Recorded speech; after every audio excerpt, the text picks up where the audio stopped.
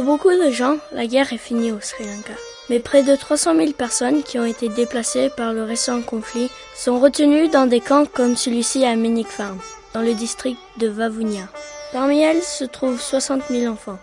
Ces camps, clôturés avec du fil barbelé afin d'empêcher toute sortie, sont de fait des centres de détention pour ces enfants, ces adultes et ces personnes âgées qui y sont retenus contre leur gré et en violation du droit national et international. Une personne qui s'est rendue dans le camp pour visiter sa famille a livré ses observations. Personne ne peut sortir du camp. Il est entouré d'une clôture de fil barbelé et est contrôlé par l'armée sri-lankaise avec l'aide d'administrateurs civils. Il y a un grave problème d'eau dans le camp. Les toilettes sont rudimentaires et de longues files d'attente se forment dès le matin. Il y a très peu de végétation ou d'arbres. Les gens doivent tous prendre leur mal en patience sous des tentes de fortune qui commencent à tomber en lambeaux. Les visiteurs et les proches peuvent venir leur rendre visite dans le camp pendant 5 minutes.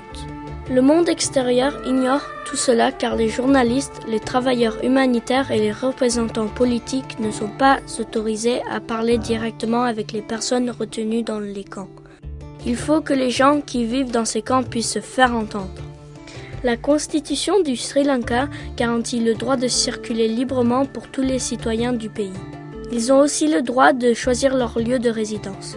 Mais dans les faits, les personnes qui veulent retourner chez elles ou rejoindre des parents ne sont pas autorisées à se déplacer librement.